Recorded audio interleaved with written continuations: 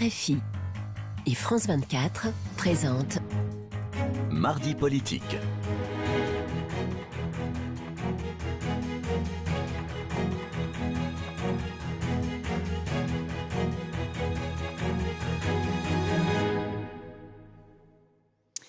C'est l'heure de Mardi politique sur France 24 RFI. Bonsoir Frédéric Rivière. Bonsoir Roselyne, bonsoir à tous. Et ensemble nous recevons Marc Fesneau, président du groupe Les Démocrates à l'Assemblée nationale. Bonsoir et merci, d'avoir accepté notre invitation.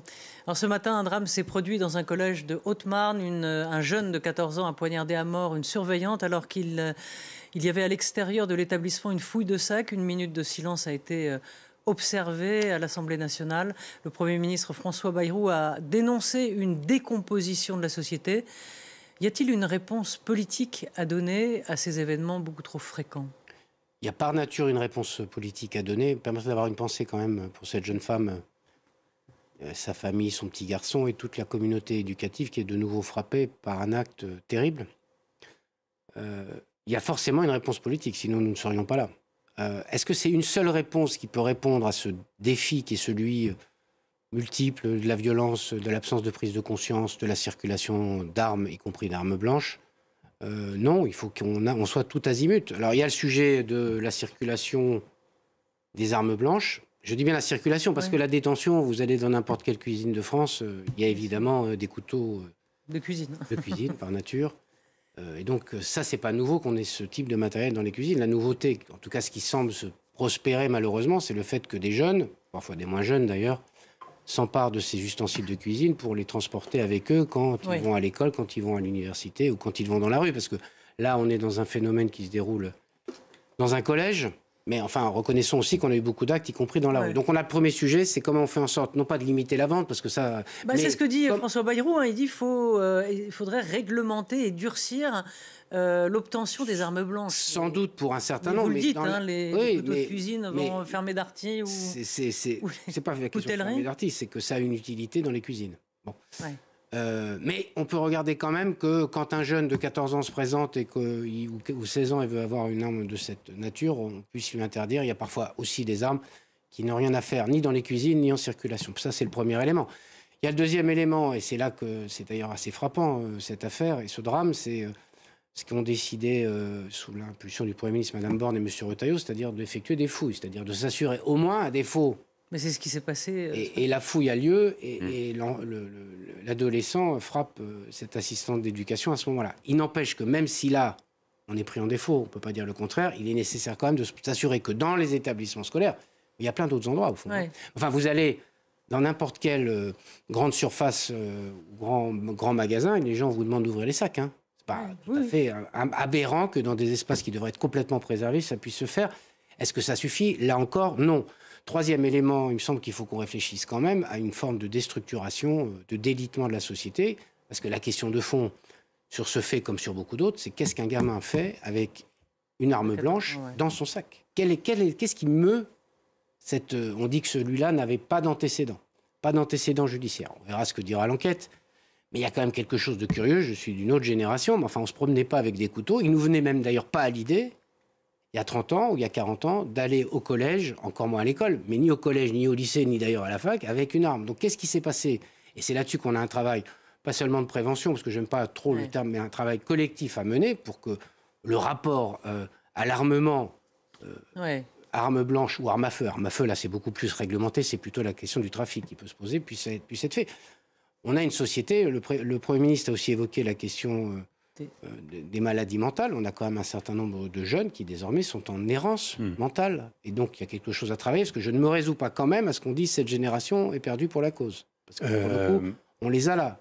Et il faudra bien qu'on traite ce problème. Marc Fesneau, hier, le président de la République déplorait, je vais le citer dans le texte, le brainwashing, c'est-à-dire le lavage de cerveau, sur, disait-il, les derniers faits divers et une espèce de passion pour le drame permanent.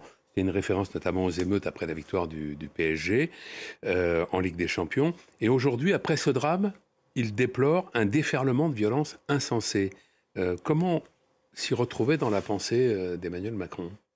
Ça ne me paraît pas incohérent de dire à la fois, quand on est sur des violences comme celle lié à la victoire du Paris Saint-Germain. Il y avait eu un jeune homme qui avait été tué à Dax aussi, et deux autres morts. Et le jeune homme tué à Dax n'était pas du tout dans la configuration. Ça s'est fait le soir de la victoire du PSG, mais on sait très bien désormais, les faits étant posés sur la table, que c'est un règlement de compte, enfin, je n'aime pas le terme de règlement de compte, qu'il n'y avait pas de compte à régler, avec un autre jeune avec lequel, manifestement, il avait eu une altercation. Donc c'est à délier. Le deuxième, c'est un accident sur un des jeunes, je crois, supporters, qui, lui, a eu un accident de circulation. Donc, on n'est pas dans des actes de même nature et liés aux mêmes faits.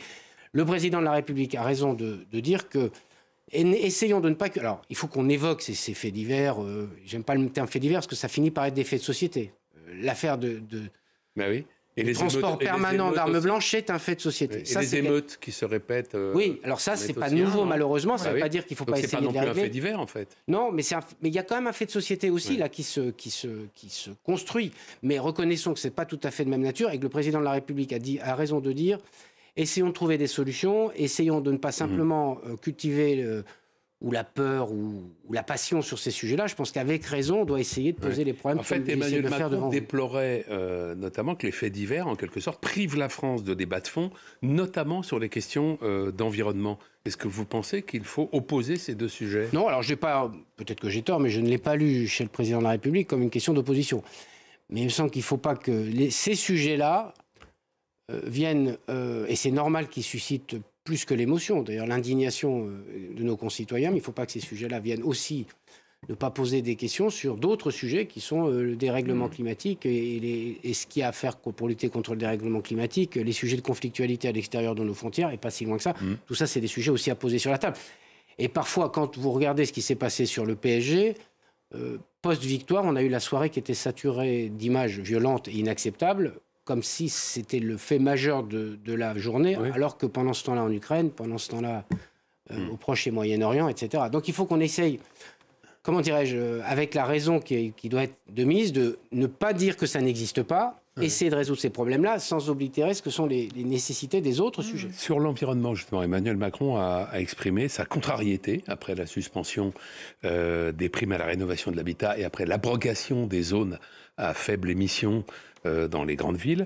Et alors, je vais le citer. J'attends, a-t-il dit, j'attends des acteurs et du gouvernement qu'on maintienne cette politique. Je ne suis pas content de ce qui s'est passé ces derniers jours. Est-ce qu'Emmanuel Macron a oublié qu'il n'a plus de majorité à l'Assemblée nationale ? J'en sais rien, vous lui demandez. Mais cette déclaration, en tout cas, moi, ce que je peux vous dire, c'est que j'ai voté contre l'abrogation des ZFE. Non pas que je ne dise pas, on est typiquement dans le sujet à la française. C'est-à-dire qu'on prend une mesure qui est plutôt de bon sens, qui est celui d'améliorer la qualité de l'air de notre pays. Entre 30 et 40 000 décès liés à la pollution de l'air. Tout le monde le dit globalement. Il y a quand même des complotistes qui nous expliquent que ça non plus, ça n'existe pas. On fait une mesure qui est trop administrative, trop technocratique. Je rappelle qu'il y a 150 ZFE en Europe et qu'il n'y a pas de problème majeur. Vous n'en entendez pas parler comme on en entend parler en France. En revanche, en France, plutôt que de dire il y a quelques grandes villes sur lesquelles il faut polariser notre attention, Paris, Lyon, Marseille, ou pour des raisons de géographie, de température, on a des difficultés, on avait 200 ZFE en France. Donc on a été de Dijon à Lille en passant par je ne sais pas où, on a décidé sur un seuil non pas de pollution mais démographique que tout le monde devait passer à cette toise-là. Du coup, on a mis le système en ébullition.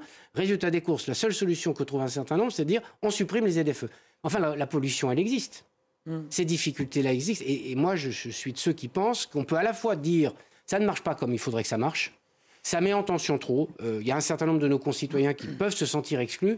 Et en même temps, le sujet de la qualité de l'air, c'est pas pour embêter les Français, c'est plutôt pour améliorer leur vie. Et donc, ayant voté contre, c'est vrai, vous avez raison, il n'y a pas de majorité à l'Assemblée nationale. Donc il faut qu'on essaie de trouver un chemin de raison quand même et de mobilisation collective. Mais là, vous avez, reconnaissons-le, une partie de la droite, l'ensemble du Rassemblement national et la France insoumise aussi. S'y est mise. Donc là, à partir de ce moment-là, vous avez une difficulté majeure qui est celle de trouver une majorité.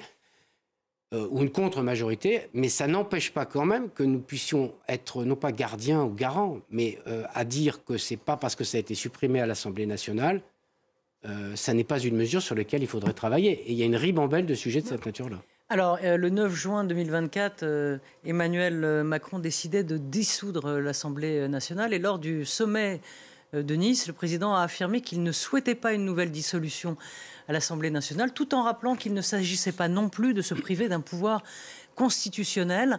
Autrement dit, qu'il ne s'interdit pas non plus de dissoudre. Ces propos sont plus ou moins ambigu. Est-ce qu'une nouvelle dissolution serait pertinente selon vous? Il y a 3 choses. Est-ce qu'elle est possible? Oui. Oui. Est-ce qu'elle est pertinente? À mon sens, non.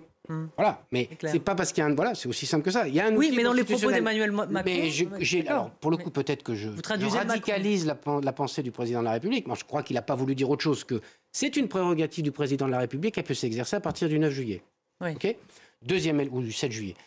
Deuxième élément, je ne souhaite pas en faire usage. Et c'est comme ça qu'il faut lire. Je ne vois pas quel serait l'intérêt, au risque simplement d'une déstabilisation supplémentaire, dont, me semble-t-il, le pays n'a pas besoin. On a évoqué déjà quelques sujets. Vous voyez bien que là, on a besoin d'un Parlement. Je ne suis pas sûr d'ailleurs qu'on sortirait avec un Parlement qui changerait radicalement Peut-être plus de voix pour le Rassemblement national. Oui, mais on n'aurait toujours pas une majorité, on aurait toujours le même problème et on aurait toujours les mêmes postures. Oui. Il me semble que d'ailleurs au Parlement, si vous me permettez de le dire, on a besoin aussi de sortir les uns et les autres de nos postures. Parce qu'il y en a qui viennent de la gauche, il y en a qui viennent de la droite. Nous sommes plutôt dans l'espace central. Et il me semble que l'intérêt du pays, quand même, c'est que ça avance et pas simplement de bloquer. Parce que 2 ans de blocage, comme parfois on assiste trop à l'Assemblée nationale, je pense qu'on court à la catastrophe. Est-ce que c'était... Vous diriez que c'était effectivement une erreur fatidique, fatale, cette dissolution? Non, ça dépend ce qu'on pensait. Quand même. Reconnaissons quand même une chose. Je vais avoir une pensée un peu originale sur le sujet, alors, non pas pour failloter, j'ai pas besoin et j'ai passé l'âge de le faire, mais nous étions dans la situation en juin 2024 où grosse défaite électorale aux européennes, absence de majorité avérée à l'Assemblée nationale et un bloc de gauche unanime pour nous taper dessus et des LR unanimes pour être dans l'opposition. C'était une difficulté, y compris pour voter un budget. Nous n'avions que des oppositions et pas de majorité. Ça faisait beaucoup pour essayer de faire passer un budget. Même si ceux qui ont pu penser que ça allait donner une majorité nouvelle ont pu se tromper, certes, mais en revanche, ça a quand même permis de clarifier un certain nombre de choses. Ça a permis de faire en sorte, ce que je souhaitais depuis longtemps, que les Républicains, et ils sont nombreux dans ce cadre-là, aient envie de participer à l'effort national de redressement et se comportent en partie de gouvernement. Et les socialistes, à l'issue de la première motion de censure qui est arrivée au mois de décembre, eux aussi de se comporter en partie de gouvernement. Si on pouvait avoir à l'Assemblée nationale des gens qui ne se comportent pas juste comme si jamais ils n'auraient à gouverner, mais des gens qui soit gouvernent, soit réfléchissent comme des gens qui sont en situation de gouverner, et c'est ce qui s'est passé depuis 1 an, même si ça caote, on ne va pas dire le contraire, même s'il n'y a pas de majorité, même si dans plein de cas on est battu. Reconnaissons quand même qu'il y a un début de clarification pour les uns ou pour les autres, c'est-à-dire de dire on ne peut pas se contenter, alors nous sommes en partie responsables, nous, de ne pas les avoir laissés rentrer en mode coopératif. Mais il y a un certain nombre de gens qui sont obligés. Alors c'est pas facile parce que c'était pas la culture depuis 7 ans, y compris pour nous. Mais il y a un certain nombre de gens qui sont rentrés dans une culture de responsabilité. C'est mieux qu'il y a 1 an de ce point de vue-là. Et vous pensez, puisque tout le monde est d'accord pour dire qu'une nouvelle dissolution n'aurait sans doute pas un grand effet sur les rapports de force, bien sûr, que la France va continuer à vivre pendant 2 ans encore dans cette espèce de léthargie? Mais il nous appartient à nous, à l'Assemblée nationale, parce qu'il faut prendre nos responsabilités, de faire en sorte que nous ne soyons pas au rendez-vous de la léthargie. Alors on ne peut pas dire non plus qu'on soit rentré dans la léthargie. On a un budget... je signale quand même que l'Union européenne a reconnu que si nous tenions notre objectif, et pour l'instant nous tenons une trajectoire qui était de redressement des finances publiques, on est loin du compte au bout, mais quand même dans cette trajectoire-là, il y a un certain nombre de textes qui passent. Il peut y avoir ce sentiment de léthargie, parce qu'au milieu des textes qui passent, la loi d'orientation agricole, la loi sur le narcotrafic, le budget quand même, parce que ça paraît étonnant de dire ça simplement. Je rappelle que nous n'avions pas de budget au mois de janvier, ni au mois de février. Donc tout ça permet quand même d'avancer, même si, comme au milieu, il y a beaucoup de pagaille, beaucoup de désordre, avec des gens qui l'entretiennent à l'Assemblée nationale, ça peut donner le sentiment de la pagaille ou de la léthargie. Mais c'est à nous, responsables publics, de dire on n'est pas d'accord. Il y aura un grand débat au moment de la présidentielle. Il va démarrer dans 18 mois. Si on pouvait faire de ces 18 mois... Il va sans doute démarrer avant. Oui, il va s'intensifier. Si on le démarre avant, je garantis qu'on court à la catastrophe pour ceux qui pensent qu'il ne faut pas se livrer au populisme. Si on n'est pas capable, dans les 18 mois qui viennent, de dire ce qu'on est capable de faire ensemble. Moi, j'ai toujours dit, depuis le gouvernement Barnier, il y a des sujets sur lesquels nous pourrions converger. Et dans le bloc central, et sans doute avec une partie de la gauche. Essayons de mettre ces sujets-là sur la table. Et les autres, ils seront tranchés par les Français au moment de la présidentielle. Mais est-ce que, il y a toujours ces 40 milliards d'économies à trouver, est-ce que vous pensez que le chemin d'un accord est possible encore, où les décisions vont tomber comme un coup près parce que la concertation aura échoué avec les groupes parlementaires et il appartient quand même au gouvernement de poser sur la table un certain nombre de propositions. Moi, je suis de ceux qui pensent qu'il faut proposer un plan global. Parce que dès que vous sortez, vous le voyez bien, dès que vous sortez une mesure, immédiatement, c'est le tir au pigeon qui s'organise. En disant non pas ça, non pas ça, non pas ça, et à la fin rien. Bon. Donc c'est bien d'avoir un plan global qui permettra d'avoir une visibilité globale, qui permette après... Alors, il y a du travail qui est fait avec les parlementaires, mais vous voyez bien que si le gouvernement de l'expression, sort trop vite des mesures, immédiatement, elles sont tuées les unes après les autres. Bon, donc on a besoin d'avoir une proposition gouvernementale et après d'essayer de trouver avec le Parlement une voie de passage. Mais, moi je le dis très simplement, si nous ne trouvons pas une voie de passage, les gens qui nous prêtent trouveront une voie de passage. Parce qu'eux, ils nous réclameront des comptes. Nous sommes...